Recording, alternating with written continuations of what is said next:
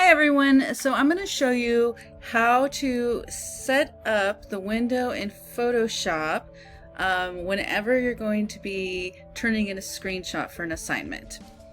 So let's get into Photoshop, and this is not your first assignment. This was something else I'm working on, but just using this as an example.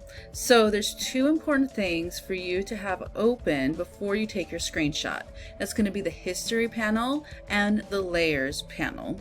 Now I want these to be open, so one, I can see that you did the work, and two, it helps me troubleshoot when you're having issues. So let's go ahead and do this. Now right over here we have a history panel. Right here, let's see, when I come over here you can see it says history, then right over here we have the layers panel. Now for some reason, if these aren't showing up, you can always open panels from the window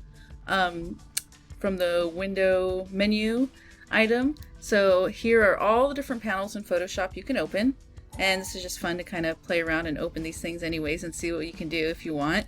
But so if you needed to open up the history panel, here's the history panel, and then it opens up right over here. Now I'm going to click on this little double arrow right here so it's within this panel area. And now you can see this is all the steps I took when I was working on this document.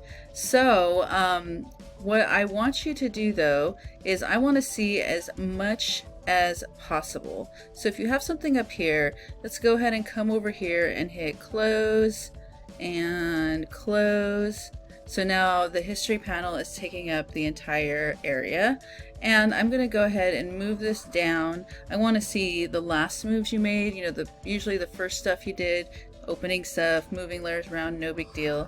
This is usually where the issues come in, so I'm going to have this open here. And now for the layers, I'm going to click on here. Now same thing, if you don't see the layers panel, you can come to window, come over here to layers, and there's a little check mark next to it showing that it's open already, but if it wasn't open, you can click on there. Now right now it's hiding my history panel, which is not what I want. So what I'm going to do is I'm going to again hit this little double arrow here, and that opens it up right over here for me. And again, let's see if I can actually I'm just going to drag this up.